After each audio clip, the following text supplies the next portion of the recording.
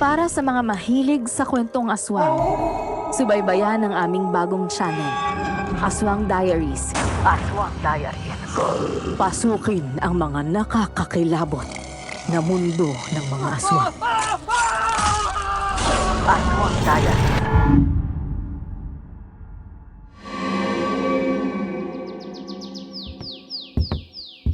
Ay, nasa na ba si Carlos? Ang sabi ko sa kanya kagabi, samahan niya ako mag-shopping ngayong araw. Saan kayo nagsunod yung lalaking yun? Ano ba? Wag yan. May kiliti ako dyan. Ha? Ano yun? Parang boses ng babae. Mukhang nasa loob ng guest room. Huwag ka masyadong maingay at baka marinig tayo ni Consuelo. Si Carlos, nasa loob din siya ng guest room at may kasama siyang babae at kilala ko kung sino ang babae yun. Teka, papakinggan ko mabuti. Bango-bango mo talaga. Amoy bulaklak na sampagita ka. Hindi tulad ng gurang na yun. Amoy paksiw na. Kaya nga ayoko kasiping sa kama ang matandang yun eh. Hindi lang dahil sa pera niya, hindi ko siya gugustuhin halikan at yakapin at makasex. Bakit kasi hindi mo patuluyan ang gurang na iyon? Inip na ako, darling. Saka na kapag nakuha na natin ang kayamanan ng gurang na yun. Pagkatapos natin siyang iligpit, magpapakasaya tayo sa pera niya. Madali lang yan, darling. Para mas mabilis mong makuha ang kayamanan niya, dapat madaliin mo na ang pagdispatcha sa kanya. Ano nga bang magandang gawin ang hindi magiging obvious ang pagkamatay niya, sa tingin mo? Tutulungan kita, ha? Para mapabilis ang trabaho mo. At sa gagawin ko, siguradong tuluyan na siyang mawawala sa buhay natin.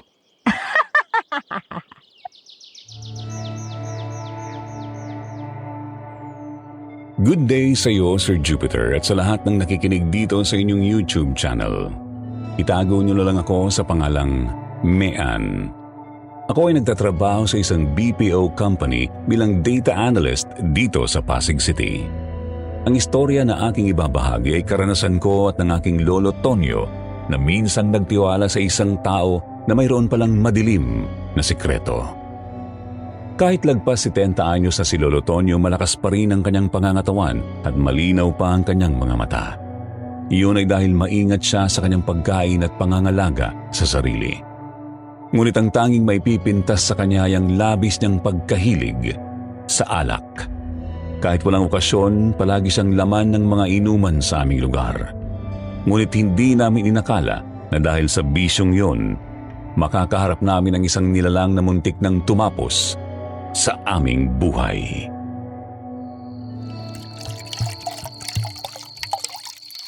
Lolo, umiinom na naman kayo. Ilang bote niyo na ho yan. Nako apo, pampatulog lang naman ito eh. Saka 3 bote pa lang naman ang naiinom ko. Hindi pa marami yan. Nung kabataan ko nga, nakakaisang case ako ng beer. Noon yun, Lo. Bata pa kayo nun eh. Pero ngayon, matanda na kayo. Hindi niyo na pwedeng inumin yung ganyang karaming alak. Makakasama yan sa katawan niyo eh. Malusog kayo, walang sakit. Oh, mamaya yan pa yung maging dahilan ng pagkakasakit niyo. Huwag mo akong intindihin apo. Kaya ko ang sarili ko. Konting kaligayahan ko na lang ang pag-inom. Nga pala apo, may bago pala tayong kapitbahay dyan sa tapat ng bahay natin ano? Bagong kapitbahay po? Oo, bagong kapitbahay. Napakaganda nga eh. Batang bata pa. Sa tingin ko eh, wala pa kasawa yun. Ay, naku Lolo, diyan ka magaling. Porket maganda yung bagong kapitbahay. Eh paano niyo naman nalaman na wala pa siyang asawa? Alam mo naman ako apo. Malakas ang ramdam ko kapag single pa ang isang babae. Eh pero teka, ang tagal nang walang tumitira dyan sa tapat natin ah. Mahal kasi yung upa ni Aling Madel eh. Mabuti na lang may kumagat. Baka mapera yung magandang babae apo. Hindi naman niya kakagatin yun kung hindi sa mayaman eh. Sa bagay. Eh, sa laki ba naman ang renta ni Aling Madel sa paupahan niya? Siguradong may kaya lang makaka-afford nun. Ay naku Lolo, tapusin niyo na ho yung pag-inom niyo ha, matulog na kayo. Oo, susunod na ako. Uubusin ko lang itong huling tagay.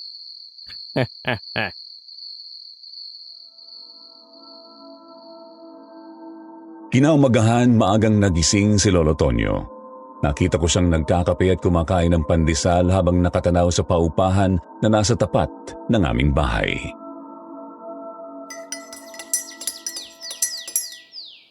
Aba, ang aga niyong nagising, Lo ah.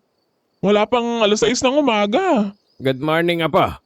Nako, ako pa itong lasing kagabi pero mas maaga pa akong nagising kesa sa'yo. At nakabili pa talaga kayo ng pandesal ah. Anong palaman niya, Lo? Eto, matamis na bao. Masarap ito lalo na kapag mainit pa ang pandesal. Halika na, Apo. Sabayan mo na ako ng magalmusal. Sige po, Lolo. Magtitimpla lang din ako ng kape ah. Teka po, bakit diyan kayo nag-aalmusal? Palagi naman kayo nasa loob ng bahay mga pwesto ah. Dahil ba dyan sa magandang babaeng bagong lipat dyan sa tapat natin? Ha? Hindi ah. Dito ko lang gustong pumesto kasi palagi lang akong nasa loob nag-aalmusal. Dito naman ako sa labas para maiba naman. Isus! Kilalang kilala ko na kayo, Lo. Hindi nyo na ako maluloko. Sigurado ako type nyo yung bago nating kapitbahay. Ano? Ha? Oh. Kaya dyan kayo pumwesto sa tapat ng hinuupahan yung bahay, no? Ay nako, wala talaga akong maitatago sa'yo, Apo. Sinasabi ko na nga ba eh. Ano ba naman kayo, Lo? Tandaan nyo naman, nyakis pa kayo. Tama bang humanga sa magandang babae? Alam mo, Apo, matanda na nga ako. Kaya hayaan mo na lang akong magpakaligaya sa pag-inom at pagsulyap sa magagandang chicks. Oo nga, matanda na kayo, Lo. Kaya dapat tigil-tigilan nyo na naman yan. Ayoko na nga makipagtalo sa inyo. Hindi rin naman ako mananalo eh. Diyos Mariosep. Kapag timpla na nga lang ng kape at makakain.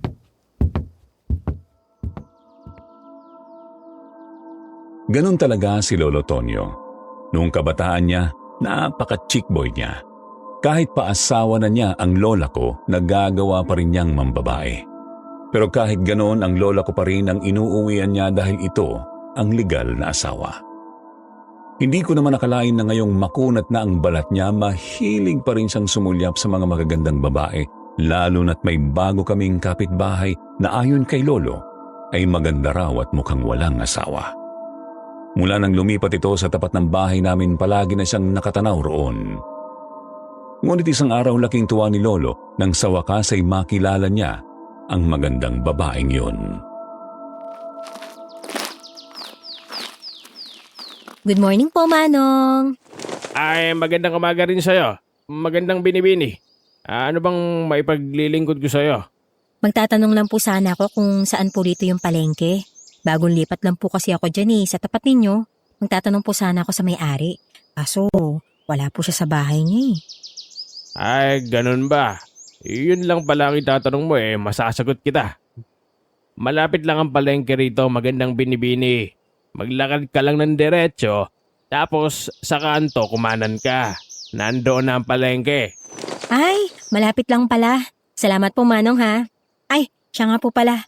Ako po si Rebecca. Galing po ako sa Iloilo tapos lumipat lang dito sa Bicol. Actually, may kausap akong business partner dahil magtatayo po kami ng negosyo rito Sa ngayon, mag-isa lang po ako sa tinutuluyan ko. Mag-isa na lang kasi ako sa buhay Pareho nang wala po yung mga magulang ko. Ay, taga Iloilo ka pala. Sadyang magaganda nga pala talaga ang mga Ilongga, no? Ako naman si Tonyo. Mang Tonyo na lang itawag mo sa akin. Magandang binibini. Naku, palabiro po pala kayo, Manong ha. Mang Tonyo. Mabuti naman po at may mabait akong kapitbahay na nakilala rito. Hindi lang ako ang mabait dito. Mababait din ang mga kapitbahay natin. Huwag kang mag-alala. Ipapakilala kita sa kanila. At ipapakilala rin pala kita sa apo kong si Mian. Siguradong magkakasundo rin kayong dalawa. Sige po. Gusto ko po yan. Para magkaroon naman po ako ng maraming kakilala rito. Sige po, Mang Tonyo ha. Mauna na po muna ako. May bibilhin pa po ako sa palengke Ingat ka, magandang binibini. Kapag may oras ka ha, makipagkwentuhan ka rito sa akin at sa apo ko ha. Para naman mas makilala ka pa namin. Wala pong problema. Mamaya pong hapon libre ako. Kaya pwede po tayo magkwentuhan. Sige po, Mang Tonyo, una na po ako ha.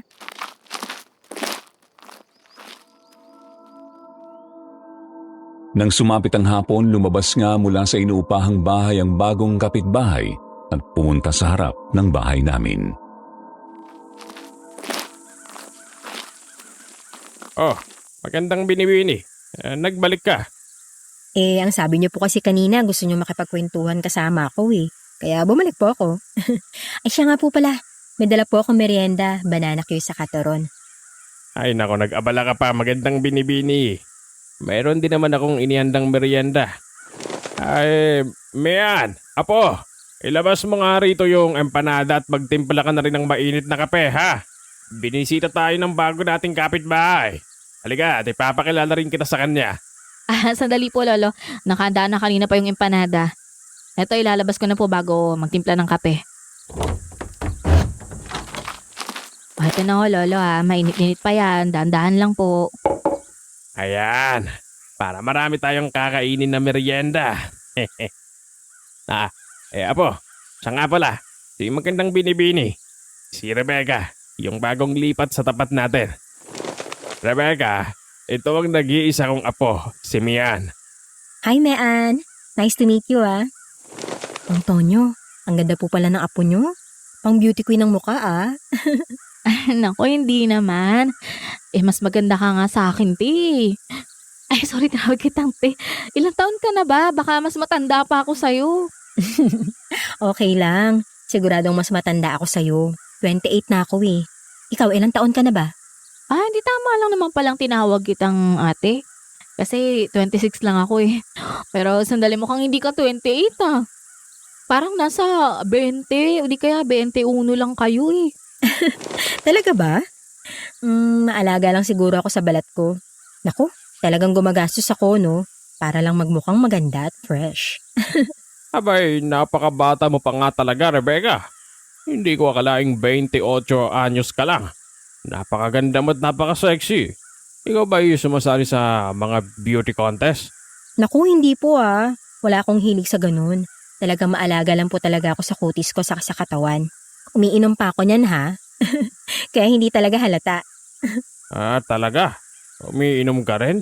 Opo naman. Malakas din po akong uminom no. Hindi lang halata. 'Di ba? Naku, tamang-tama. Mahilig din akong uminom. Kung gusto mo mag-inuman tayo mamayang gabi habang nagkukwentuhan. Talaga po? Mahilig din po kayo uminom, Mang Tonyo? Naku, magkakasundo po pala talaga tayo eh. Sige po, payag ako. At ako ang bahala sa pulutan natin. Ayun. May kajaming na ako mamaya, apo. Narinig mo ba yan? Hindi ko na kailangan magtawag pa ng mga tomador para may kasama ako sa inuman. Ay, kung gusto mo, Rebecca, mag-iimbita rin ako ng ibang kapitbahay natin para makilala mo rin sila. Naku, gawa ko dyan, Mang Tonyo ha. Sabihin nyo lang sa akin kung anong oras at game na game ako. Ako, Lolo naman, baka naman may iba pa kayong gagawin. Itong si Rebecca, baka busy ho. Niyayaya nyo naman agad sa inuman. Tsaka baka may magalit na asawa o baka mamaya may jowa yan. Ako may asawa? Mukha ba akong may asawa o jowa? Wala. Wala pa akong asawa, jowa, no? I'm single and ready to mingle. Kaya walang magagalit kung makikipag-inuman man ako, no? Oh, edi mas lalong masaya. Basta, mamaya, tuloy ang inuman session natin. Huwag ka mag-alala, Rebecca. May mga kainuman din tayong babae. Maraming tanggera dito sa amin. Aba, Lolo, wag kayong iinom ng marami, ha? No, sinasabi ko po talaga sa inyo, kakalampagin ko kayo mamaya pag oras na ng tulog nyo. Pero hindi pa rin kayo humihinto sa pag-inom. At natuloy nga ang inuman ni na Lolo Tonyo at Rebecca kasama ang ilan sa mga kapitbahay namin. Naging masaya ang session nila ng gabing yun. Ibinida pa nga ni Lolo ang kagandahan ni Rebecca sa mga kainuman nila at si Rebecca naman ay tuwang-tuwa rin habang nakikipagkwentuhan sa mga kasama nila. Kalog pala siya, kaya walang tigil ang tawanan sa bawat kwento at hirit niya. Sa sobrang saya pati si Lolo Tonyo ay halos mabilaukan sa kakatawa sa mga punchline ni Rebecca. Para bang matagal na silang magkakaibigan kahit bago pa lang silang nagkakilala. Kahit medyo tipsy na ang ilan sa kanila, hindi pa rin humuhupa ang ingay ng kulitan. Parang fiesta lang ang vibes sa labas ng bahay namin. Nang sumapit na ang oras ng pagtulog, agad namang huminto si Lolo at pumasok na sa bahay. Si Rebecca at ang iba pang kainuman nila ay nagsiuwian na rin. Ngunit kinaumagahan, ginulat na lang kami ng isang masamang balita. Lolo? Lolo, gising po kayo? Lo? Oh, bakit ka sumisigaw po? May nasunog ba sa labas o lumilindol ba? Naku, Lo. Mas masahol pa sa sunog at saka lindol yung nangyari. Ano naman yon? Bakit parang takot na takot ka? Si Mang Nonong ho, nakasama niyong uminom kagabi. Ako natagpuan sa may talahiban, patay. Ano? Si Nonong? Ano nangyari sa kanya? Ano raw ang ikinamatay niya? Natagpuan po yung bangkay niya eh. Duguan ho. Butas yung dibdib, tsaka yung tiyan, wala na raw laman loob. Diyos ko. Ano yun? Paano nangyari yon? Ang hinala ho ng kapitbahay natin, biniktima raw siya ng aswang. Ano? Ano ka mo, aswang? Oo, Lo. Aswang daw po yung dumali kay Mang Nonong kagabi. Ang sabi ng mga kapitbahay, wala naman daw ibang gagawa ng ganong kabrutal na pagpatay kundi aswang lang. Paano magkakaroon ng aswang dito sa Bicol? Wala naman akong nababalitaan na may aswang dito. Tagal na natin dito eh. Yun nga rin yung pinagtataka ng mga kapitbahay natin eh. Ngayon lang din daw may nangyaring ganito sa lugar natin. Pero yung hinala nila, aswang nga ho yung may gawa. Nakakapagtaka yan na po. Halika't samahan mo nga ako kung nasaan ang bangkay ni Nonong. Gusto kong makita. Kawawa naman siya. Ang saya-saya pa niya kagabi habang nagiinuman kami tapos bigla na lang malalaman kong wala na siya. Ang alam ko po, dinala na yung bangkay sa puneraria. Nandun na rin yung pamilya niya. Halika, gusto ko siyang makita. Sige, Hulo. Sir Jupiter, agad kaming nagpunta sa punerarya kung saan dinala ang wala ng buhay na katawan ng aming kapitbahay.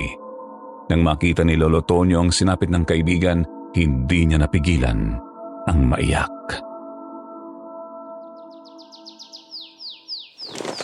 Diyos ko, sino walang puso ang gumawa niya sa'yo, Nonong? Hindi tao ang gumawa niya sa'yo. Halimaw! Halimaw ang magkagagawan niyan. Naniniwala ako na aswang nga ang pumatay sa'yo. Di ba, Lo, mukhang tama yung mga kapitbahay natin? Aswang nga yung bumiktima kay Mang Nonong. Pero yung nakakapagtaka, bigla na lang nagkaroon ng aswang dito sa atin.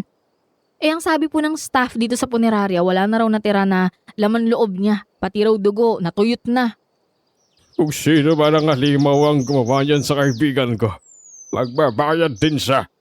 Hindi niya matatakasan ang kasalanan niya. Ay naku, ang tigas po kasi ng ulo ni Mang Nonong eh. Ang sabi raw ni Mang Goryo, pinayuhan na siyang umuwi. Pero ang sabi, may pupuntahan pa raw siya. Matigas-tig kasi ang ulo ni Nonong eh. Kung umuwi na lang sana siya, hindi sana hindi na siya napahamak. Kaya kayo, Lo, iwasan nyo nang makipag-inuman sa labas pag gabi na. Alam niyo namang, eto na nga, ngayon may gumagalang aswang, baka mamaya kayo na yung sumunod. Pero hindi naman ako umalis po. Sa labas lang naman ng bahay natin ako uminom. Hindi naman siguro susugod doon basta ang aswang. Mabuti na kayo nag-iingat. Kung gusto nyong uminom, sa loob na lang kayo ng bahay. Kaso, bawal yung papasukin sa loob yung mga kainuman nyo. Kung gusto nyo, uminom kayo mag-isa. Malungkot na mag-inom na mag-isa. Gusto ko may kasama. Kahit si Rebecca lang, papasukin natin sa bahay kapag iinom ako. Ay naku, Lo, hindi nyo ako maluloko ah. Umiinom nga kayo mag-isa eh. Tsaka isa pa, hindi pa natin lubos na kilala yan si Miss Rebecca.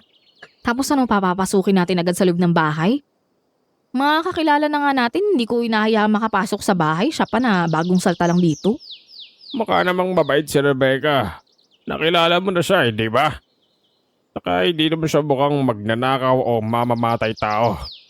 Kaya kahit siya na lang ay payagan mo ng makajaming ko sa inuman sa loob ng bahay. Ay naku, Lo, tagas ng ulo nyo ah. Pag-uwi namin sa bahay, naiwan pa ako sa labas para magpinaw ng mga sinampay. Napansin kong lumabas si Rebecca at may itinapon na malaking supot sa basurahan. Tatawagin ko na sana siya pero nagmamadali rin siyang pumasok sa loob ng inuupahan niyang bahay.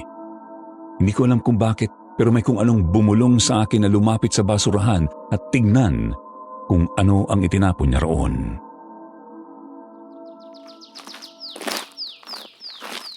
Ano kaya itong tinapon niya? Mukhang malambot. Ano to? Ano mga damit to nasa loob ng plastic ha? Binuksan ko ang supot na nasa basurahan at laking gulat ko nang makita kung ano ang laman yon.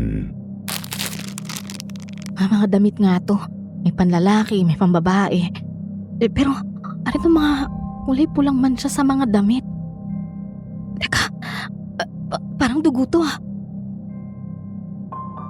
Sir Jupiter, inamoy ko ang mga damit at mas lalo akong kinilabutan ng Dugo nga to! Parang natuyo na. Diyos ko, bakit mayroong dugo ang mga damit si Rebecca? Sino kaya may-ari ng mga to? dali-dali kong ibinalik sa supot ang mga damit. Itinapon muli sa basura at mabilis akong naglakad papasok sa bahay. Nang makita ko si Lolo Tonyo, agad kong sinabi sa kanya ang nakita ko. Lo, may sasabihin ako. Oh, ano naman ang sasabihin mo sa akin na po? Tungkol ba yan sa pagkamatay ni Nonong? O tungkol doon sa aswang? Hindi po tungkol doon, Lo. Iba yung sasabihin ko sa inyo. Ano ba yon? Lo, nakita niyo ho ba si Rebecca sa labas? Oh, ano naman ang tungkol kay Rebecca? May sinabi ba siyang makikipag-inuman ulit siya sa akin? Hindi ho yun, Lo. Nakita ko po siyang lumabas sa inuupahan niyang bahay tapos may tinapon siyang supot sa basurahan. O ano naman kung magtapon siya ng basura? Public trash can naman yung nasa labas. Hindi ho yun. Ang laman ho ng plastic na tinapon niya. Ano naman ang laman nun? Mga damit ho. May pantalon, may polo shirt, underwear ng lalaki. Tapos may blouse, may bra, may underwear pa ng babae. O ano naman ang masama doon? Mga damit lang pala. Baka mamaya lumang damit niya lang yon. At yung pantalon at polo shirt, baka mamaya baka sa kanya rin yon. Baka pambabae yun at hindi panlalaki. Baka namamalik mata ka lang. Hindi ho ako pwede magkamali, Lo. Mga damit yun ng lalaki at hindi pang babae. Tsaka, may mga mansya ng dugo yung mga damit na yun eh. Ang daming dugo. Ano ka mo, dugo? Ano mo naman natiyak na dugo yon? Baka naman pintura lang yun na kulay pula. Lo, hindi yung pintura. Dugo yun. Inamoy ko pa nga eh. Amoy dugo na natuyo. Ba't ba may mga dugo ang damit na tinapon si Rebecca? Lo, hindi kaya... Pero ibig mong palabasin na dugo yun ng tao na may pinatay si Rebecca at tinapon niya yung mga damit sa basurahan? Ay nako, masyado kang judgmental po. Ang mabuti pa, tigilan mo ng pag-uusisa kay Rebecca, ha? Magluto ko na lang ng panghalian natin. Kung ano-ano iniisip mo, Pero Lo, sundin mo na lang ang utos ko. Ayoko nang marinig ang tungkol sa hinala mo kay Rebecca, ha? Ang bait-bait ng tao tapos paghihinalaan mo. Magluto ka na. Nagulat ako sa naging reaksyon ni Lolo Tonyo, Sir Jupiter. Hindi ko inasahan na gano'n na lang ang pagtitiwala niya sa bago naming kapitbahay. Nung una kong makilala si Rebecca, napansin ko rin ang kakaibang puti at kinis ng kanyang balat. At dahil doon ay mabilis din akong humanga sa kagandahang taglay niya. Ngunit matapos ang natuklasan ko, bigla akong kinutuban ng masama tungkol sa kanya. Ayoko munang manghusga, pero kung mag-isa lang siya sa inuupahan niyang bahay, kanino yung mga damit ng lalaki na itinapon niya? Mga damit na may mga mantsa ng dugo. Mula noon nawala na ako ng tiwala sa kanya. Kapag nakikita ko siya sa labas ng bahay, umiiwas na ako. Pero isang gabi hindi ako nakaiwas nang yayain niya si Lolo Tonyo na mag-inuman sila. Good evening! May dala akong pulutang sisig para sa session natin ngayon, Mang Tonyo, ha? Ay, mas maganda ka pa sa gabi, magandang binibini. Oh, at nagabala ka pa ng pulutan, ha?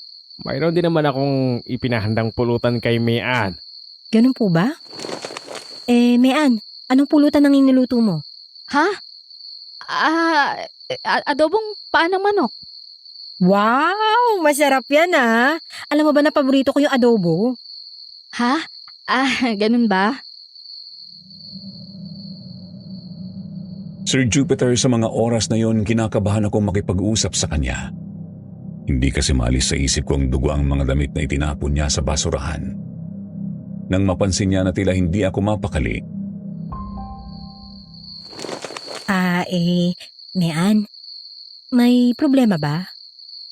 Para kasing hindi ka mapalagay eh. Sama ba yung pakiramdam mo? Wala. Iniisip ko lang yung pagkamatay nung isa sa mga kainuman yun nung nakaraan. Yung kaibigan ni Lolo, si Mang Nonong. Oo. Nabalitaan ko nga rin yun eh. Ano bang nangyari sa kanya? Natagpuan siyang patay sa may talayban. Wakwak yung dibdib niya tsaka yung tiyan niya. Wala na siyang laman loob. Yung sabi-sabi, biktima raw ng aswang. Aswang? Naniniwala pa rin ba kayo sa mga ganon hanggang ngayon? Sino ba naman ang makakagawa ng ganun sa kaibigan ko kundi ang aswang, hindi ba?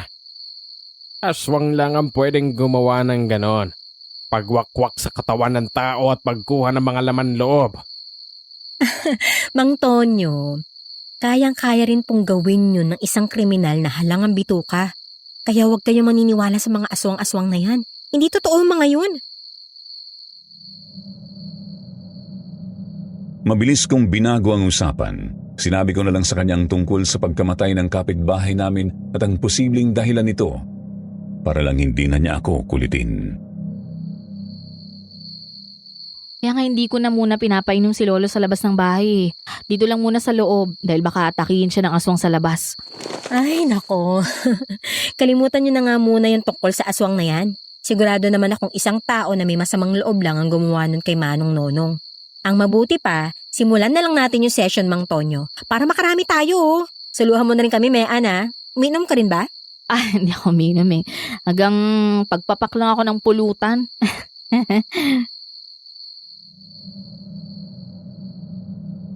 Tumagal ng ilang oras ang inuman ni na Lolo Tonyo at Rebecca. Tulad ng nauna nilang inuman, wala silang ginawa kundi magkwentuhan at magtawanan. Hindi ko na malaya na nakatulog na pala ako sa kwarto kakahintay na matapos sila. Nang tingnan ko ang oras, 11:00 na ng gabi. Mabilis akong bumangon mula sa higaan dahil lagpas na sa oras, kailangan ng matulog ni Lolo. Ngunit napansin ko na hindi ko na naririnig ang mga boses ni na Lolo at Rebecca sa kusina. Sa isip ko baka lasing na ang dalawa, kaya lumabas ako ng kwarto upang tignan sila. Laking gulat ko nang makitang madilim ang paligid. Teka, ba't ang dilim dito? Napundi ba yung ilaw? Lolo Tonyo? Rebecca? Nandyan ba kayo? Ngunit walang sumasagot, Sir Jupiter. Bigla akong kinabahan. Naalala ko na naman ang dugo ang mga damit na nakita ko sa basurahan. Pumasok sa isip ko na baka may masama nang ginawa si Rebecca kay Lolo. Bumalik ako sa kwarto at kumuha ng flashlight. Dahan-dahan akong naglakad papunta sa kusina. Hanggang sa may marinig akong kumakaluskos. Ano yun? Lumakas ang kabog ng dibdib ko. Papalapit ako sa kusina nang biglang may narinig akong umaangil. Parang isang mabangis na hayop. Anong tunog yun?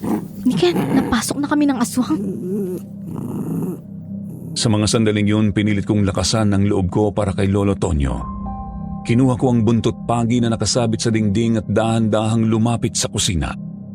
Hanggang sa nakita ko si Lolo Tonyo, nakahiga sa sahig at walang malay. Lolo! Lolo, ano nangyari sa inyo? Lalapitan ko na sana siya nang biglang may humarang sa akin, isang nakakatakot na nilalang.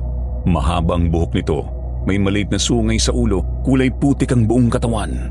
Nanlilisik ang mga mata, matutulis at mahahaba ang mga pangil at may mahabang dila na parang ahas. Aswang! Paano ka nakapasok dito? Siyempre, pinapasok niyo ako ng lolo mo sa bahay niyo, di ba? Ano? Ibig sabihin ikaw ang... Oo, ako ang aswang Mean. Ako ang pumatay kay Mang Nonong. Ako ang kumain ng kanyang mga laman loob. Diyos ko, sinasabi ko na nga ba eh. Tama talaga yung hinala ko sa'yo eh. Nang makita ko yung mga damit na may mantsa ng dugo sa basurahan, pag-aari yun ng mga naging biktima mo. Nilinlang mo kami lalo na si Lolo. Kala niya mabait ka. Yung pala may tinatago kang karumal-dumal na lihim. Aswang ka. Ikaw ang salot na bumiktima kay Mang Nonong. Tapos sasabihin mo sa amin huwag maniwala na may aswang, sinungaling ka. Malakas ang kutob ko na may alam ka na.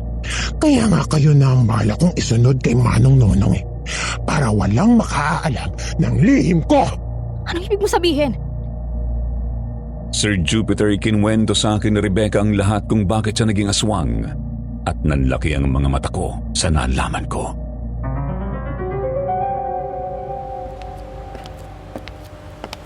Nakakapagod ang araw na to.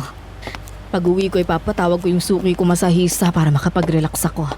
Sasabay ko rin yung mainit na tasa ng siya habang nagpapamasahe. Kailangan ko na talaga magpahinga. Habang naglalakad ang babae, hindi niya alam na may dalawang lalaki na nag-aabang sa kanya. Bigla siyang nilapitan ng mga ito, tinutukan ng patalim sa tagiliran at nagdeklara ng hold up. Ano kailangan niyo sa akin? Maawa kayo! Huwag niyo akong saktan! Ito, kunin niyo yung bag ko! Dahan-dahang iniabot ng babae ang kanyang bag sa mga hold-upper. Nagtatawanan pa ang mga ito habang kinukuha ang gamit niya. Sinabi pa ng dalawa na mabuti na lang at madali siyang kausap. Ngunit sa hindi inaasahan, isang lalaki ang biglang lumitaw mula sa kung saan at mabilis na lumapit sa kanila. Hoy! Bitawan nyo yan! Naggalit ang dalawang hold-upper at binantaan ang lalaki na huwag makialam kung ayaw nitong mapahamak. Ngunit hindi natinag ang tapang nito. Sige, subukan nyo lang. Kung ako sa inyo, umalis na kayo bago pa kayo magsisi. Sa halip na umalis, sumugod ang dalawang hold-upper at sinubukang suntukin si Carlos, pero mabilis na nakailag ang lalaki at agad gumanti ng isang matinding suntok. Punyeta itong sa inyo! Nagkagulo sa parking lot. Buong tapang na nilabanan ni Carlos ang mga hold-upper at isa-isa niyang pinabagsak ang mga ito. Dahil hindi kinaya ng mga hold-upper ang lakas ng lalaki, napilitan ng mga ito na tumakas at nagtatakbo palayo. Nang tuluyan ng makalayo ang mga hold-upper, agad lumapit si Carlos sa babae at iniabot ang bag nito. Oh miss, ayos ka lang ba? Ito na ang bag mo. Diyos ko, maraming salamat. Kung di dahil sa iba kung ano nangyari sa akin. Walang anuman. Napadaan lang ako rito at nakita kong hino-hold up ka kaya agad akong tumulong. Salamat talaga. Anong pangalan mo? Carlos na lang ang itawag mo sa akin. Ako si Consuelo. Salamat Salamat sa pagtulong mo sa akin, Carlos. Kung hindi ka naman o maaabala, gusto sana kitang imbitahan sa bahay ko. Malok man lang kita ng kape o kahit anong merienda bilang pasasalamat. Ay, hindi ba nakakahiya? Huwag ka na mahiya. Ako nga itong may utang na loob sa'yo kaya sige na, pagbigyan mo na ako. Wala naman sigurong magagalit, hindi ba? May asawa ka ba? May nobya? Wala. Wala akong asawa o nobya. Binata ako. Binatang-binata pa. O yun naman pala sumama ka na sa akin para makabawi naman ako. Okay, sige. Ayoko namang tanggihan ng isang magandang binibini. Isinama ni Consuelo si Carlos sa bahay niya. Nang makita ng lalaki ang bahay niya, nang laki ang mga mata nito dahil sa laki at ganda ng bahay ni Consuelo.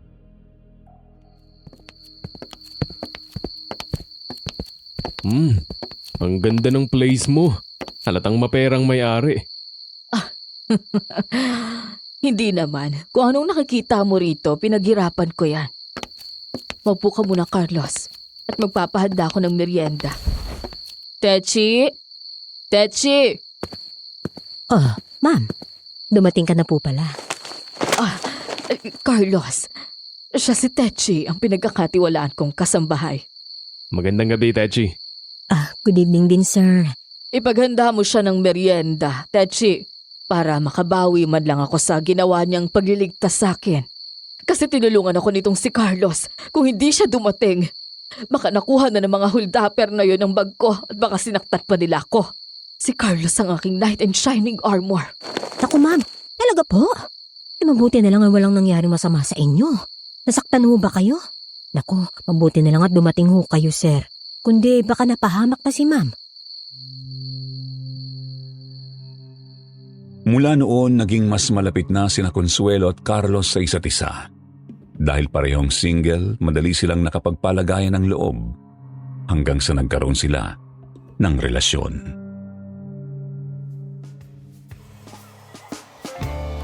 Masaya ako na dumating ka sa buhay ko, Carlos.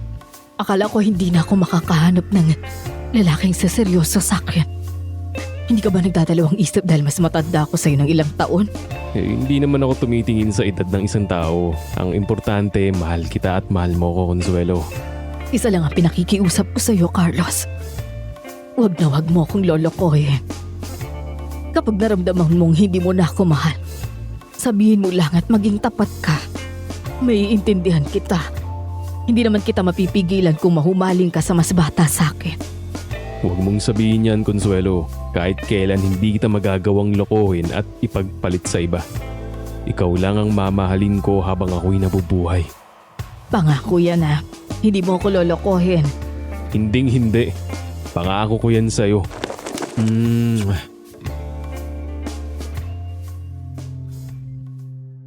Naging maayos ang takbo ng relasyon nila at kalaunan ay sa bahay na rin ni Consuelo na nirahan si Carlos. Isang gabi nakaramdam ng uhaw si Consuelo kaya bumangon siya mula sa kama at bumaba ng hagdan papunta sa kusina. Ngunit hindi niya inasahan ang madarat na niya roon. Diyos ko! Aswang!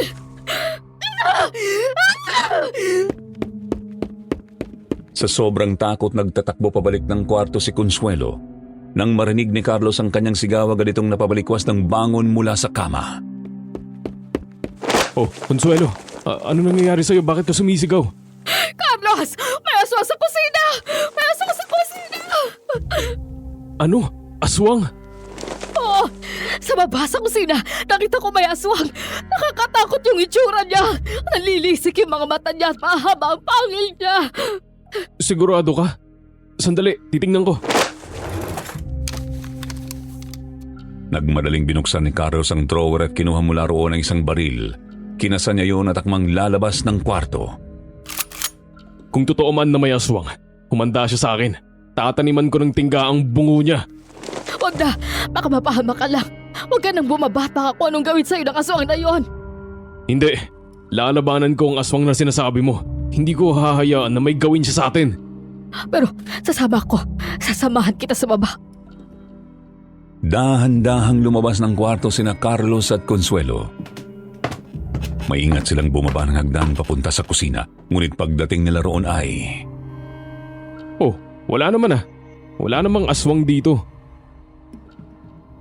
Luminga-linga si Consuelo tiningnan ang bawat sulok ng kusina pero wala na nga siyang nakita. Pero nakita ko. Nakita ko yung aswang nakatitig sa akin at parang gusto ko kainin. Sus, guni-guni mo lang siguro yun o baka nananaginip ka lang. Mabuti pa matulog na lang tayo ulit. Diyos ko, siguro ka namamalikmata lang ako. Hindi ko talaga makalimutan yung nakakatakot na itsura ng aswang na yon. Kalimutan mo na yon. Tara na sa kwarto at magpahinga na tayo ulit.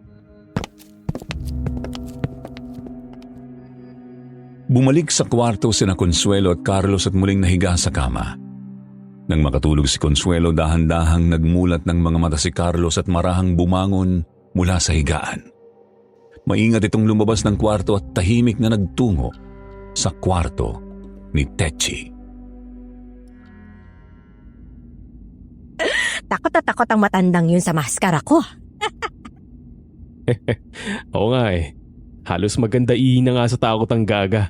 Paniwalang paniwala na totoong nakakita siya ng aswang sa kusina. Ang hindi niya alam, ako lang ang may suot ng nakakatakot na maskarang yun. O diba? Effective ang pananakot ko sa kanya. Pwede na ba ako maging artista sa horror movie, ha? Oo, pasadong-pasado ka na. Kuwang-kuha mong takot ni Tanda. Napakagaling mo talaga, darling. Kaya loves na loves kita eh. Ay, ano pa? Saka mo na ako pugpugin ng halik kapag nagtagumpay na tayo at nawala na sa landas natin ang Consuelo na yon. Darating din tayo dyan, darling. Sa ngayon, pagbigyan mo muna ako. Ano na ba ang susunod mong plano? Didispatchahin mo na ba si Gurang? Hindi pwede. Gusto mo bang makulong ako kapag ginawa ko yun? Ano pa bang balak mo kung hindi mo siya didispatchahin? Basta, tuloy-tuloy lang ang pananakot natin sa kanya. Paniwalain natin siya na may aswang nga na nakapasok dito sa bahay para mamatay siya sa nerbiyos. di hindi na natin kailangan dungisan pa ang ating mga kamay. Ikaw talaga ha. Pero gusto ko yan. Gusto ko na ako ang tatakot sa kanya. Gusto kong makita siyang mangisay at atakihin na lang sa puso.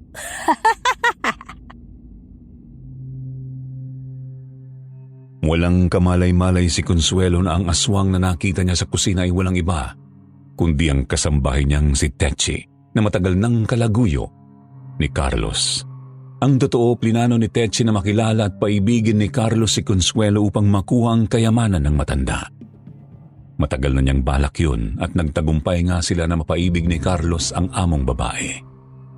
Tulad ng napagkasunduan, ipinagpatuloy nilang pananakot kay Consuelo. Isang gabi habang nagpapahangin si Consuelo sa may hardin. Ano yun? Parang may kumakalos ko sa may halamanan. Biglang nangilabot si Consuelo nang makita niyang may lumabas mula sa halamanan, isang nakakatakot na nilalang. Puno ng balahibo ang buong katawan nito.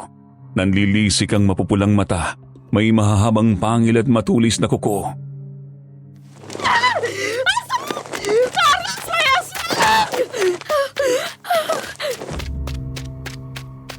Nagmamadaling pumasok si Consuelo sa loob ng bahay habang nagsisisigaw. Carlos! Techi, may aswang! Dali-daling pinuntahan ni Carlos si Consuelo, kunwaring nag-aalala.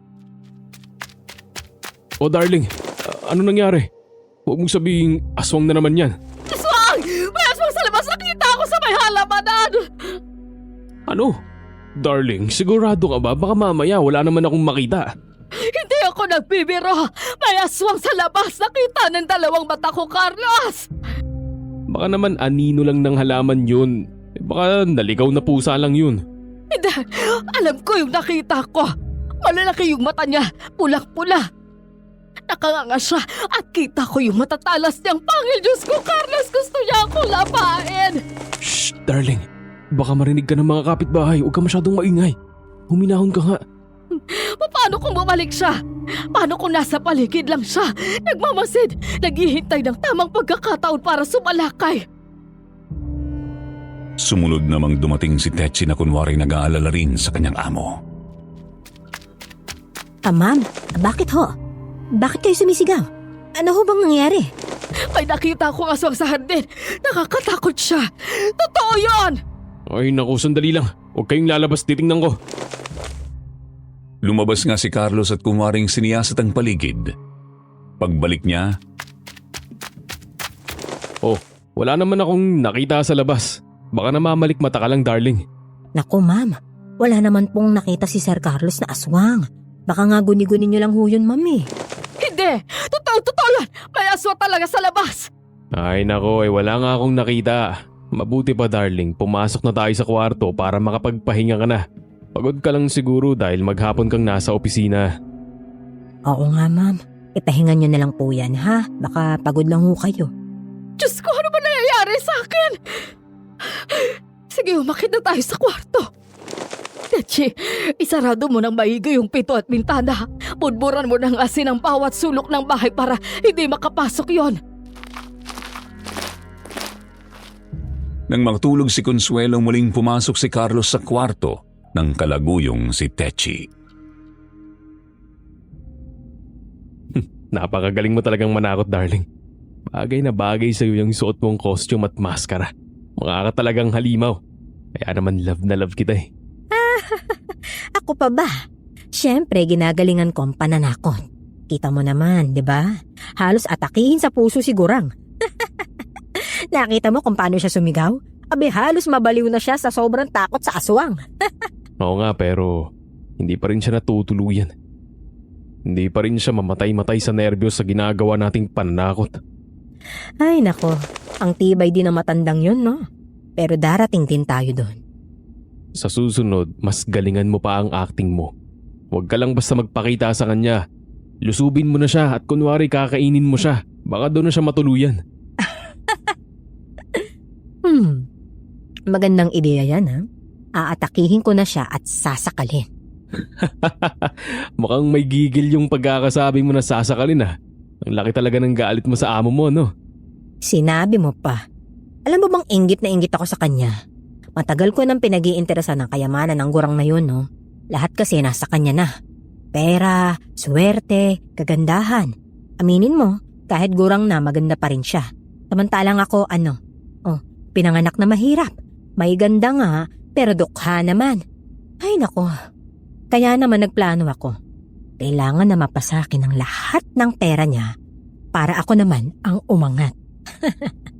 Malapit naman nang mangyari yun, darling, di ba? Mangyayari lang yun kapag nawala siya. Kaya nga kinailangan ko ang tulong mo eh. Mas madali ko magagawa ang plano ko dahil sa'yo. Ang kulang na lang talaga ay madispatcha na natin ang matandang yun. Alam mo, nag-e-enjoy nga ako sa ganitong pananakot eh. Gustong gusto ko siyang nakikitang natatakot talaga. Huwag ka mag-alala, darling. Kapag namatay sa takot si tanda, tiba-tiba na tayo. Siyempre, wala naman kasing ibang kamag-anak ang babaeng yun. Kaya walang ibang makikinabang sa kayamanan niya. Imbis na ibigay niya sa kawang gawa, sa atin dapat mapunta yon. Di, pati ang negosyo niya, mga ari-arian at itong bahay, mapapasa atin na rin. Oo, kaya sa susunod, itotodo ko na ang pananakot. Tama ka, darling. Susugurin ko na siya para tuluyan na siyang mamatay sa takot. Itinuloy nga nilang balak na itodo ang pananakot kay Consuelo. Kinagabihan habang nakahiga si Consuelo sa kama at iniintay si Carlos na matapos maligo, biglang may nagbukas ng pinto ng kwarto. Bumungad kay Consuelo ang nakakatakot na itsura ni Tetsi. Muli na namang isinuot ng kasambahay ang kanyang nakakatakot na costume at maskara. Pagpasok niya sa kwarto, agad siyang umagil na parang aswang. Consuelo, umayos ka sa kwarto namin! Umalis ka rito! Sinunod ni Tetsi ang utos ni Carlos na sugurin si Consuelo, kaya naman agad niyang sinunggaban ng amo sa kama. Sa sobrang takot, mabilis na bumangon mula sa kama si Consuelo. Agad niyang tinungang drawer, kinuhang baril, ikinasa ito at itinutok kay Tetsi. Sige! Subukan mong lumapit sa akin! Ipuputok ko itong baril sa una mo! Aswang ka! Biglang kinabahan si Tetsi nang tutukan siya ng baril ni Consuelo. Wala siyang laban, siguradong tototohanin ito ang banta kapag itinuloy niya ang pagsugod. Dahil dito nagmamadali siyang lumabas ng kwarto. Ay! Bumalik ka rito! Huwag ka naman pala bumalik ka rito! Saka lamang lumabas si Carlos mula sa banyo nang marinig niyang nagsisigaw na si Consuelo. Sinadya talaga niyang huwag lumabas doon upang maisakatuparan ni Tetsi ang balak nila. Ngunit... Darling, ano nangyari? Bakit ka sumisigaw? Ano na naman nangyari? Dinig na dinig ko sa banyo ang boses mo. Carlos! Pumasok sa kwarto natin ang aswang! Ha? Ano? Nasaan? May ginawa ba siya sa'yo? Wala naman. Umalis siya kasi tinutukan ko siya nitong baril. Diyos ko, akala ko katapusan ko na. Sinugod niya ako. Ha? Saan mo nakuha yan? Baril na yan, darling. Hindi mo matandaan? Ito yung baril na dinala mo nung bumaba tayo sa kusina nung una ko nakita yung aswang. Diyan mo lang din yun ulit nilagay sa drawer. Kaya naisip kong gamitin sana sa aswang na yun. Pasalamat siya at umalis siya agad. Kundi sabog talaga yung ulo niya sa bala ng baril ko. Muntik na dun si Tetsi. Kung hindi siya kagad umalis, nabaril na siya ni Consuelo. Malay ko ba kasing sa drawer ko inaligay yung baril na yun. Hindi ko tinago kung saan niya makikita. Palpak ang plano namin. Nang makakuha ng tiyempo, palihim na kinausap ni Carlos si Tetsi. Tetsi, muntik ka nang mabaril ni Consuelo kanina. Mabuti na lang at hindi mo tinuloy ang pagsugod sa kanya kundi ikaw ang paglalamayan. Kaya nga eh, busy talaga yung gurang na yan. Muntik na niya ako mapatay. Hindi mo naman kasi sinabi sa akin na may nakatago pala siyang baril sa loob ng kwarto. Sorry na. Ay, nawala kasi sa isip ko na nailagay ko ulit sa drawer yung baril niya. Akala ko naitabi ko ng maayos. Nako Carlos ikaw ang tatapos sa akin eh. Ay, Kakainis. Pipiripitin ko na sana yung liig ng babaeng yun kaso naudlot na naman. Ay, wisit. Marami pa naman tayong pagkakataon, di bale? Titiyakin natin na wala nang magiging aberya sa susunod. Itatago ko na talaga ang baril na yon para hindi niya magamit sa'yo sa oras na muli mo siyang sugurin bilang aswang. Ngunit mukhang hindi na nila magagawa ang binabalak nila dahil nakatagda ng mabuking ni Consuelo ang kanilang kawalang hiyaan. Kinaumagahan pagkatapos mag-almusal at maligo, pinuntahan ni Consuelo si Carlos sa kwarto upang yayain itong lumabas. Carlos! Carlos, magbihis ka na. Alis tayo para mag-shopping. Ay, naku, gusto kong makalibot sa pagsugod sa akin ng aswang kagabi. Carlos? Carlos? Wala siya rito sa kwarto. Nagmamadaling lumabas ng kwarto si Consuelo at hinanap si Carlos hanggang sa mapadaan siya sa guest room na malapit sa may hagdan. Nakarinig siya ng mga boses mula sa loob. Nang idikit niya ang tenga sa pinto, dinig na dinig niya ang boses ni na Carlos at Tetsi na naglalampungan sa loob, kasabay nito ang masamang balak nilang dalawa. Kung ayaw umubra ng pananakot natin, mas mabilis natin siyang madidispatcha sa pamamagitan ng paglalagay ng lason sa kakainin niya. Sureball yun. Siguradong titirik ang mga mata niya at bubula ang bibig niya. Paano kung maburilyaso tayo niyan? Baka mamaya lumabas pa sa investigasyon na nilaso natin si Gurang. Hindi yan. Ako ang bahala. Gagawan ko ng paraan yan. Just leave it to me, darling. Naaamoy ko na ang kayamanang malapit nang mapasa atin. Ang mga taksil. Hindi ko inakalang gagawin niyo yun sa akin. Gagawin niyo ang pagtatraidor na ito.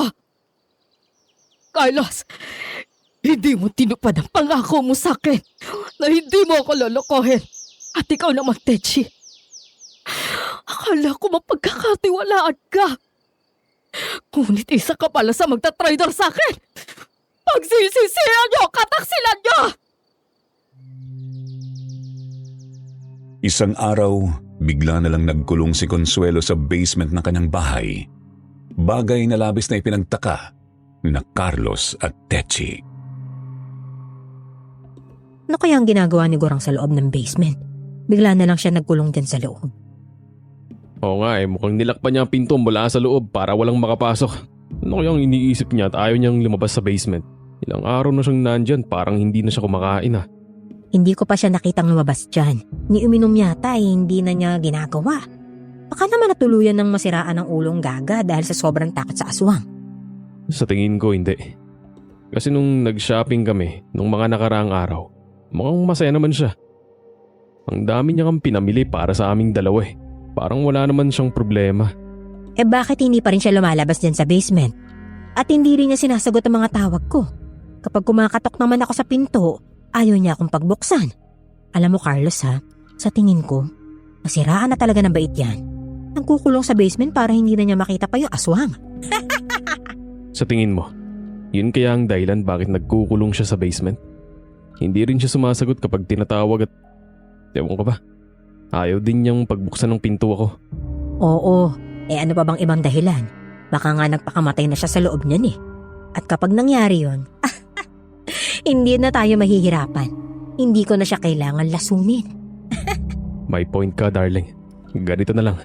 Kapag bukas hindi pa rin siya lumabas, puwersahin na nating buksan ang pinto para makita natin kung anong nangyayari sa kanya. Kinaumagahan, hindi pa rin lumabas si Consuelo mula sa basement. Kaya nagdesisyon sina Carlos at Tetsi na puwersahan ng buksan ang pinto. Oh, hindi pa rin siya lumalabas. Oras na para buksan natin ang pinto. Alam mo, nakakurious talaga ako kung ano yung lagay niya sa loob eh. Hindi kaya nagmomongha na yan? Kaya dapat na nating buksan yan para malaman natin kung anong nangyayari kay Tanda. Kumuha ng palakol si Carlos at gamit yon sinira niya ang doorknob ng pinto. Ngunit kahit nawasak na ang doorknob, hindi pa rin nila yon mabuksan. Nakalock pa rin mula sa loob. Kaya naman ginamit na ni Carlos ang buong lakas ng kanyang katawan upang sirain ang pinto. Ilang minuto lang ang lumipas at nagtagumpay nga si Carlos sa pagsira ng pinto hanggang sa tumambad sa kanila ang loob ng basement. Ayan, bukas na. Pero bakit ang dilim dito? Wala akong naririnig Di kaya patay na nga siguro ang Carlos? Pagpasok nila sa loob, biglang bumukas ang ilaw. Nagsabog yon ng malamlam at nakakakilabot na liwanag sa loob ng basement. Laking gulat nila nang tumambad sa harapan nila ang isang nakakatakot na nilalang, isang halimaw na noon lang nila nakita. Mahaba at gusot ang buhok nito.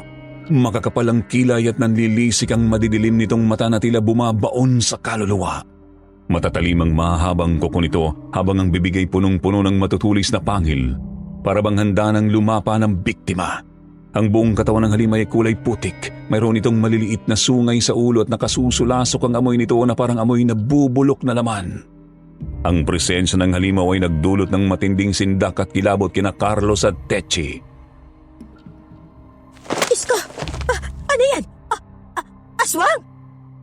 Consuelo? Ikaw ba yan? Paanong? Magbabayad kayong dalawa!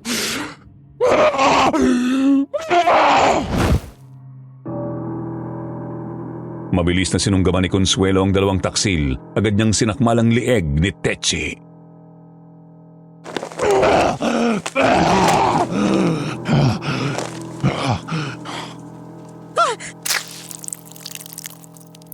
Sinipsip ng aswang na si Consuelo ang lahat ng dugo ni Techi hanggang sa malagutan ng hininga ang babae. Kitang-kita ni Carlos ang ginawa ng halimaw sa kanyang kalaguyo.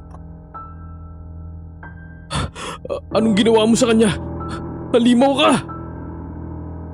Nanlilisik ang mga mata ng nilalang habang dahan-dahang lumapit kay Carlos.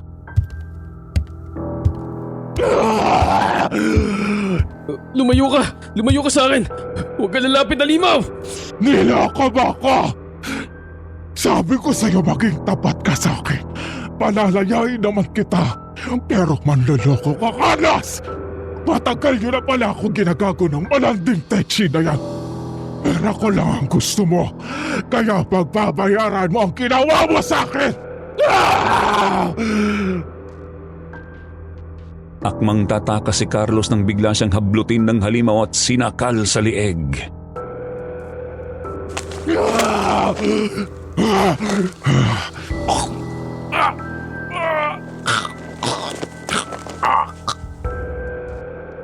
Gamit ang matutulis na kuko, winakwak ng halimaw ang dibdib ng lalaki.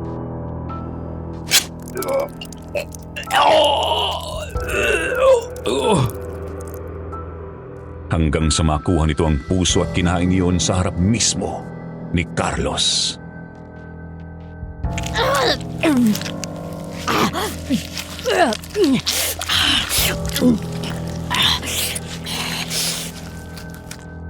Nang wala ng buhay ang lalaki, nagpakasawa ang halimaw sa laman loob nito. At nang matapos kay Carlos, ang katawan naman ni Techi ang nilantakan.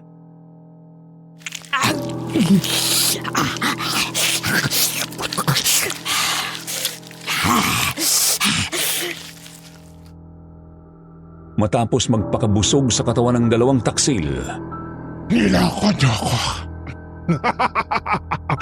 Kaya magkita-kita tayo sa impyerno!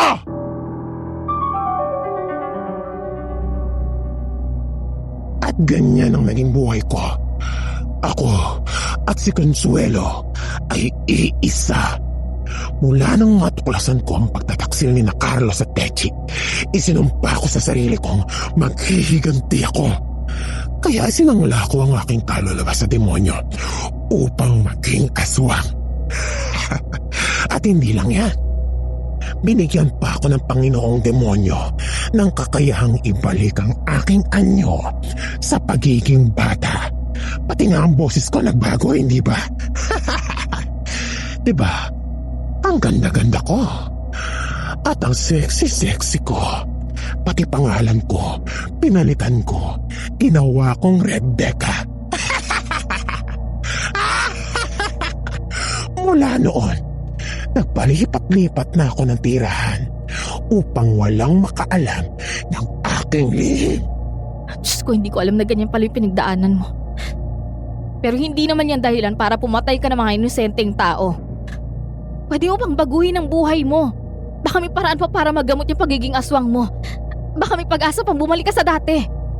Hindi na ako babalik sa dati. Nakasanla na ang kaluluwa ko sa demonyo. Wala na akong pag-asa. Habang buhay na ako, magiging halimaw. Huwag ka mawala ng pag-asa, Rebecca. Pwede ka namang magbalik loob sa Diyos eh. Pagsisihan mo yung mga nagawa mong kasalanan. Walang imposible sa Kanya. Pagbabalik loob? Pagsisisihan? Sa tingin mo ba, Mean, patatawarin ba ako ng Diyos? May mga bahid na ng dugo na dumikit sa aking mga kamay dahil sa mga buhay na kinipil ko sa lagim na dinala ko sa mundong ito. Sa tingin mo ba ay may puwang pa ako sa langit? Ha? Wala na, Mean. Wala na! Hindi totoo yan. Lahat ng tao may pagkakataong magbago. Hindi pa huli lahat para sa'yo, Rebecca. Alam kong nasa loob mo ang kabutihan. Nasaktan ka ng sobra, kaya ka nagkakaganyan. Pero hindi ibig sabihin yan, wala ka ng karapatang humingi ng tawad sa Diyos. May awa ang Diyos. Kahit gaano karaming kasalanan yung nagawa mo. Kung taus-puso ka magsisisi, patatawarin ka niya. Isa na akong halimaw, Mean. At wala nang magagawa ang Diyos mo para maibalik ako sa dati. Kaya pa, Rebecca, magtiwala ka lang. Hindi ka nag-iisa, nandito ako. Huwag mong hayaang lamunin ka ng kadiliman at kasamaan. Tutulungan kita. Nagsasayang ka lang ng laway sa mga sinasabi mo dahil hindi naman kita pakikinggan. Alam mo, wala naman akong balak na biktimahin kayong maglolo eh. Napalapit na sa akin ang lolo mo. Pero dahil sa pagiging asisera mo, kailangan ko na kayong idispatcha. Ayokong may ibang makaalam ng lihim ko. Kaya Mean, magdasal ka na dahil katapusan yun na ng lolo mo. Sir Jupiter, isang nakakapangilabot na halakhak ang umulingaw-ngaw sa buong bahay. Kung ganun, hindi na talaga kita makakausap ng matino. Nagdesisyon ka na kung anong landas ang gusto mo. Pero hindi rin ako papayag na mapatay mo kami ng lolo ko. Lalabanan kita. Sinimulan na akong atakihin ni Rebecca, ngunit nakaalerto ako. Gamit ang hawak kong buntot pagi, agad ko yung inihampas sa kanya. Ngunit mabilis siyang nakabawi mula sa matinding sakit at nanggawa niya akong kalmutin ng mahahaba niyang kuko sa aking tagiliran.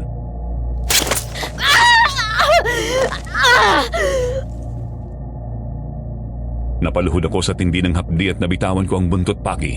Ginamit niya ang pagkakataon yon para lalo akong pahirapan.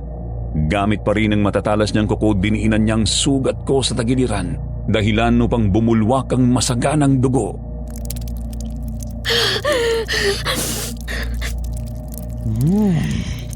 Ang baho-baho ng dugo mo. Nakakataka. Nginitian niya ako habang hinihimod ang aking dugo sa kanyang daliri.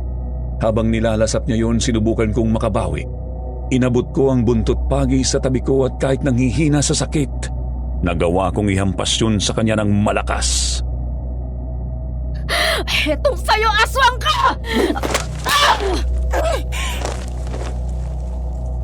Agad akong tumayo at kinuhang garapon ng asin na nakapatong sa mesa. Isinaboy ko yun sa kanya dahilan upang lalo siyang mamilipit sa sakit. Habang nanghihina siya, lumapit ako sa wala pa ring malay na si Lolo Tonyo. Maingat ko siyang inalalayang tumayo upang makalabas kami ng bahay at makahingi ng tulong sa mga kapitbahay. Ngunit sa isang iglap, hinablot ni Rebecca ang buhok ko at natumba kami ni Lolo. Akala niyo ba kaya hayaan ko kayo makatakas? Nagkakamali kami yan!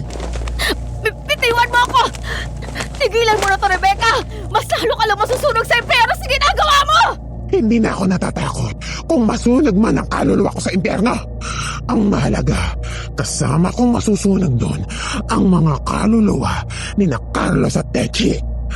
At ngayon, isasama ko na rin kayo ng lolo mo. Kinubabawan ako ni Rebecca at mahigpit niyang sinakal ang aking leeg.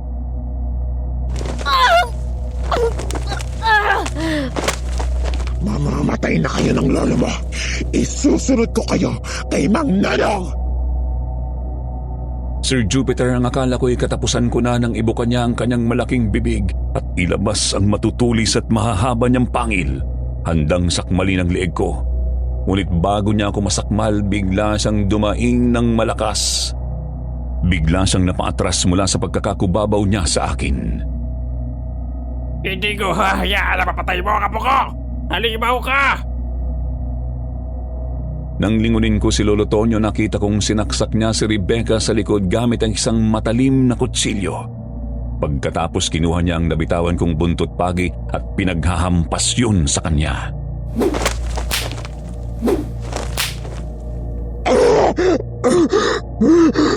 Akala ko mabait ka, Rebecca. Yun pala, ikaw ang aswang na pumatay kay Nonong. Ayup ka! Ikaw ang mamamatay ngayon! Ngunit kahit sugatan at nahihirapan, buo pa rin ang loob ni Rebecca na tapusin kami. Sa isang mabilis na galaw, nagawa niyang sugatan si Lolo Tonyo sa hita gamit ang matalim niyang kuko. Napaluhod si Lolo Tonyo sa sakit na nabitawan niya ang hawak na buntot pagi at kutsilyo. Sinamantala yun ni Rebecca at agad niyang sinakal si Lolo. Ikaw ang uunahing tatanda! Huwag si Lolo, Rebecca! Dali-dali kong kinuha sa lapag ang kutsilyo at buong lakas ko itong itinarak sa tagiliran ng aswang. Apo, punteryahin mo ang puso niya. Sir Jupiter, sinunod ko ang utos ni Lolo at muli kong sinaksak si Rebecca. Sa pagkakataong yun, diretso na sa kanyang dibdib.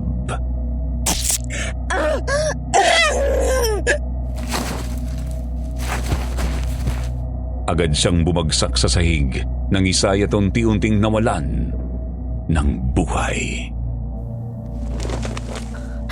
Hanggang sa uli mas pinili niyang kadiliman kaysa bumalik sa liwanag. Nakawa siya, Lolo. Hindi ko akalain na si Rebecca pala ang aswang. Ano nangyari yun, Apo? Nang inatake kanya kanina, nagising ako at narinig kong siya ang pumatay kay Nonong. Doon ko lang nalaman na isa siyang halimaw. Isinalaysay ko kay Lolo Tonyo ang lahat ng iginwento sa akin ni Rebecca. Napailing na lamang siya sa lahat ng kanyang nalaman. Tama ka, Apo. Dahil sa matinding galit at paghihiganti, mas pinili niyang maging masama. Siya mismo ang humubog sa kanyang kapalaran. Nang muli naming lingunin ang bangkay ni Rebecca, wala na ito. Sa halip, isang bunton ng abo na lamang ang natira. Wala na magiging biktima ang aswang. Wala na si Rebecca. O dapat kong sabihin, si Consuelo. Si Mang Nonong na ang huli niyang biktima.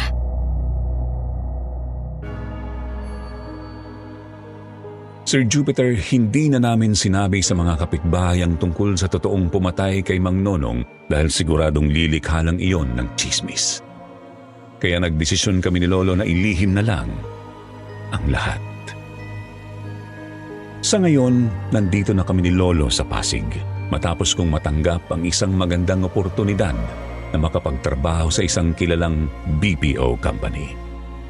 Kahit ilang taon na ang lumipas, hindi pa rin namin makalimutan ang nakakatakot naming karanasan sa kamay ng isang mapangpanggap at mapaghiganting aswang. Salamat po sa pakikinig at sa pagpili ninyo ng aking kwento upang mailabas sa inyong channel. Mayroon din ba kayong karanasan katulad sa amin ni Lolo Tonyo?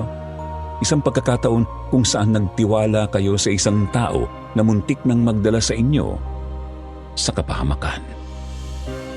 Salamat po sa mga sasagot at sana ay mabasa ko ang inyong mga kasagutan.